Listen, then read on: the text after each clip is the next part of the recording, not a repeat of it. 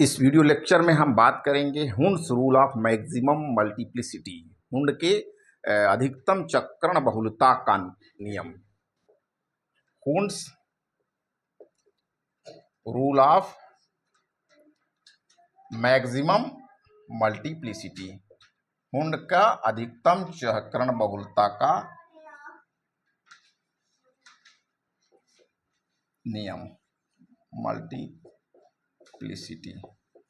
ये नियम क्या कहता है कि जो किसी उपकोष में जो समान ऊर्जा के कक्षक होते हैं उनमें इलेक्ट्रॉनों की प्रवृत्ति अनपेयर्ड रहने की होती है।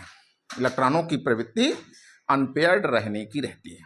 समान ऊर्जा के कक्षकों में इलेक्ट्रॉन अनपेयर्ड रहना चाहते हैं, बिकॉज जब कोई इलेक्ट्रॉन उस ऑर्बिटल में आएगा तो पहले से इलेक्ट्रॉन जो होगा वो उसको इक्वल चार्ज के कारण, समान आवेश के कारण प्रतिकर्षण का अनुभव करेगा, लेकिन वो अगले कोष में नहीं जा सकता, नेक्स्ट ऑर्बिट में नहीं जाएगा, क्योंकि वहाँ के लिए ज़्यादा एनर्जी है। तो इसके बजाय पेयर होना पसंद करते हैं, पेयर्ड हो जाते हैं।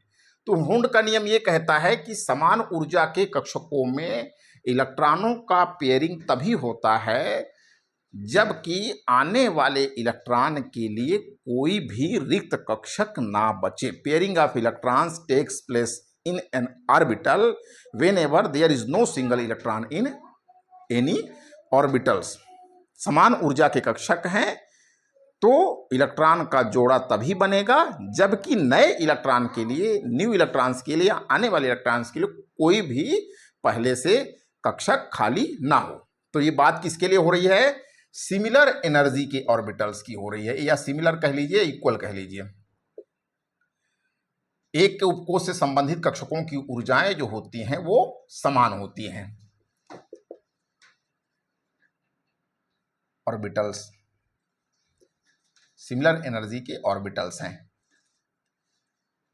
तो देखें, जैसे मान लीजिए हम बात करते हैं ऑक्सीजन के इलेक्ट्रॉनिक विन्यास की बात करते हैं, तो ये 1s2 2s2 2p4 है। इस तरीके से ऑक्सीजन का इलेक्ट्रॉनिक विन्यास है, 8 इलेक्ट्रॉन्स हैं उसके पास। अब ये 1s हो गया, इसके लिए 2s, और ये क्या हो गया? 2p ऑर्बिटल्स हो गए। 2p ऑर्बिटल्स, 2p के जो p उपकोष है उसके अंदर 3 ऑर्बिटल्स होते हैं। तो देखिए इसमें 2 इलेक्ट्रॉन किस तरीके से भरे जाएंगे। पहला इलेक्ट्रॉन इस तरीके से हो गया, दूसरा इलेक्ट्रॉन ऐसा हो गया।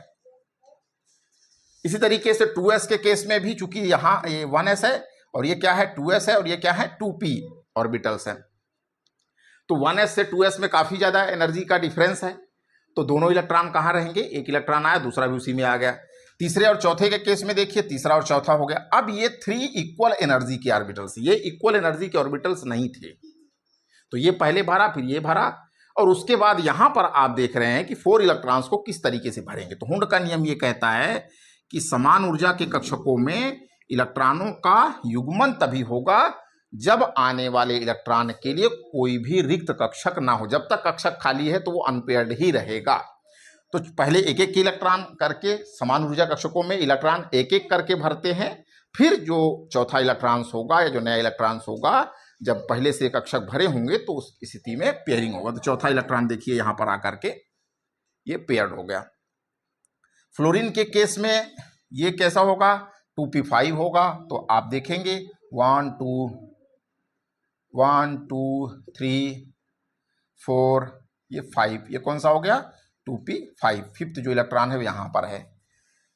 नियान के केस में आप देखेंगे ये क्या होगा? 2p6 होगा। तो 6 इलेक्ट्रॉनों किस तरीके से भरेंगे? 1 2 3 4 5 6।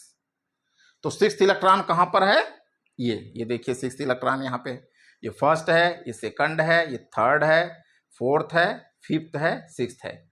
तो समान ऊर्जा के कक्षकों में इलेक्ट्रॉनों का पेयरिंग तभी होता है जब इनकमिंग इलेक्ट्रॉन के लिए कोई भी कक्षक पहले से खाली ना हो, अर्थात इलेक्ट्रॉन जो है अनपेयर्ड रहते हैं, और फिर जब सभी में एक एक इलेक्ट्रॉन हो जाते हैं तो वो पेयरिंग करने लगते हैं। तो this is Hund's rule of maximum multiplicity.